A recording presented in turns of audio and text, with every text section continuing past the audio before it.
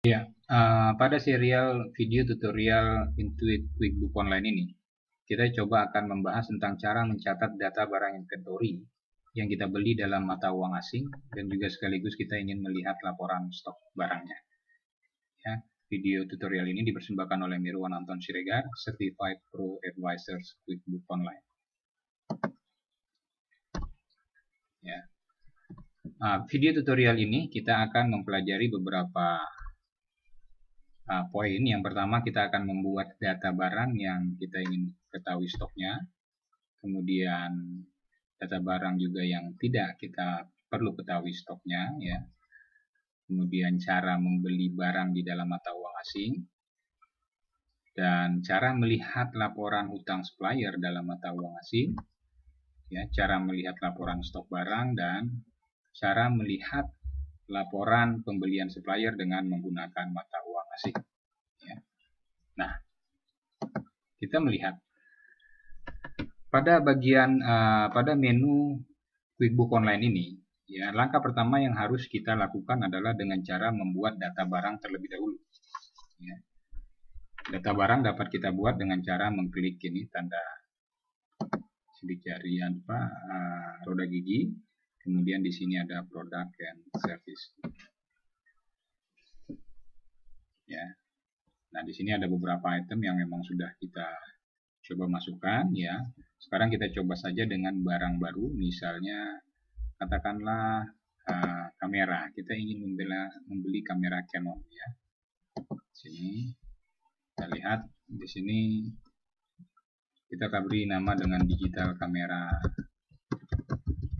ya, katakanlah Samsung, ya. Nah, ini kita copy, kemudian kita paste di sini. Ya, untuk bagian track quantity on hand ini harus kita centang karena perintahnya di sini ada I track quantity on hand for this product, ya. This enable inventory cost counting. Jadi hal ini kalau ini dicentang dia akan mengizinkan kita untuk melakukan inventory cost counting, ya. Nah, quantity dasarnya itu adalah 0, ya. Kemudian pada tanggal awal buku kita harus membuat dia 1 Januari, ya. Kemudian ini di inventory aset ini memang sudah akan diposting ke sana, ya. Kemudian secara otomatis, ya, di sini juga harus kita copy sini, ya. Kemudian purchasing-nya juga kita samakan, kecuali jika ada perbedaan nama antara barang yang kita beli dengan barang yang kita jualkan, ya. Kemudian postingnya di sini adalah income, ya. Kalau kita mempunyai nama yang lain, ya, kita bisa buat, dan begitu juga dengan cost ini. Kemudian kita save and close, ya. Nah, setelah kita buat nama barang ini, kemudian langkah berikutnya adalah kita harus membuat nama supplier di mana barang ini kita beli.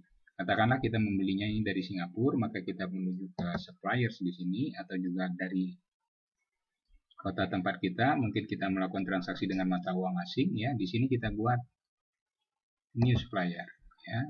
Nah, kita isikan namanya di sini, company-nya, katakanlah misalnya Canon Singapore, ya.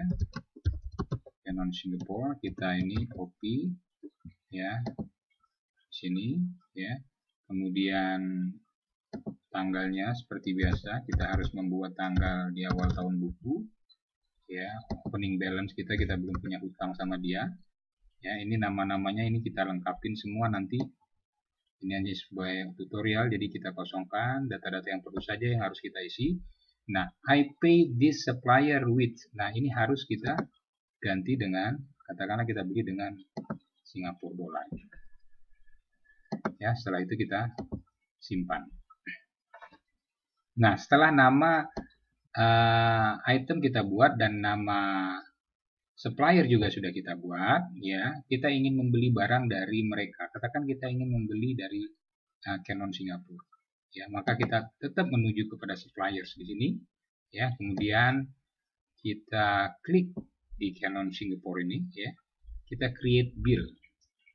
Ya, ada pilihannya di sini, ada create expense, write checks, create PO, dan inactive ya, karena kita ingin beli cash ya, kita create bill.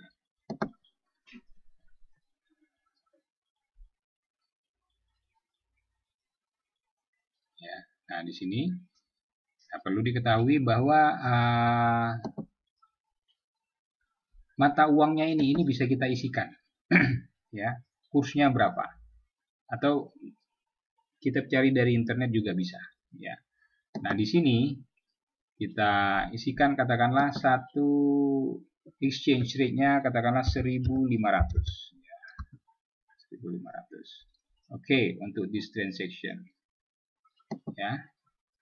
Nah, kemudian di sini kita klik view on receipt ya. Langkah berikutnya adalah ya, kita turun ke bawah ya, kita klik di sini nama barangnya ya. Nama barangnya adalah tadi sudah kita buat, digital Samsung ya. Harganya katakanlah $1.000 ya, $1.000 Sing tentunya ya. Ini bisa kita lihat dia sudah mengkonversi dan kemudian kita save.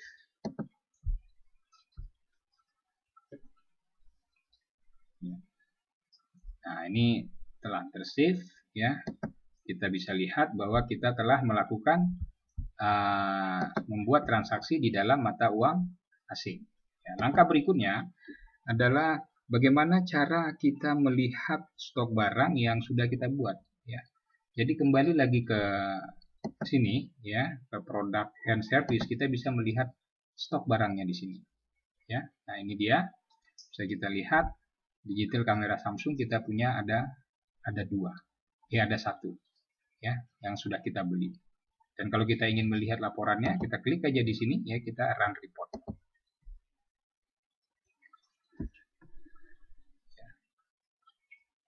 Nah, ini kita run report, ini sudah ada. Lihat, kita beli 1, harganya 1.000 ya, $1.000 ya. $1.000 dikonversi menjadi rupiah jadi 9.500.000 ya. Kalau kita ingin menampilkan mata uangnya ya, mata uangnya bisa kita custom di sini ya.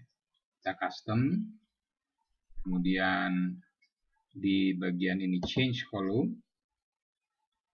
ya, di sini kita lihat ada currency, kita pindahkan kemari, kita tambah ya.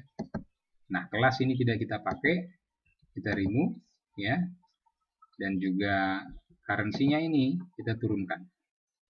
Kita turunkan di bagian rate ya. Oke ya. Kemudian kita okekan sini ya. Setelah itu kita run report.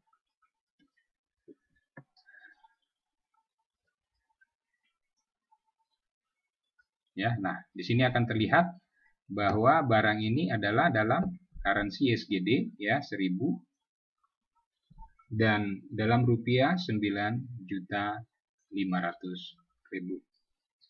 ya. Kalau kita ingin menampilkan kursnya lagi di sini, kita kembali lagi ke sini ya, kita lihat customize ya, customize, kemudian kita change report di sini ya. Nah, di sini ada exchange rate-nya ya. Kita klik di sini ya. Nah, exchange rate-nya ini kita letakkan dia di bawah rate. Nah, di sini sebelum amount ya. Oke. Kemudian kita okekan. Kemudian kita run report.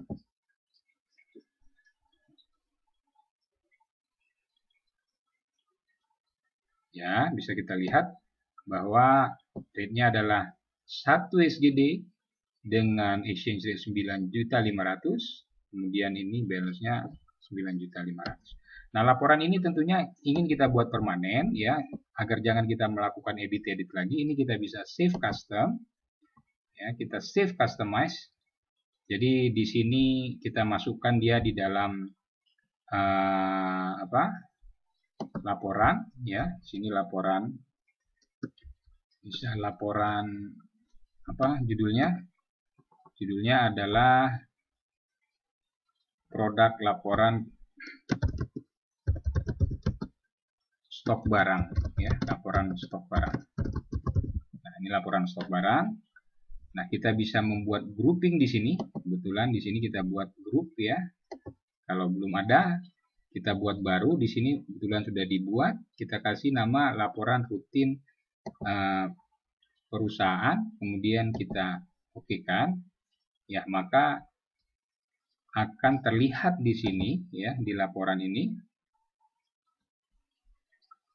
di bagian My Custom Report, ya, di sini sudah ada laporan stok barang. Jadi untuk berikutnya kita langsung saja klik, ya, dan dia sudah langsung menuju ke laporan barang tadi. Ya, demikian yang bisa saya sampaikan, ya. Terima kasih.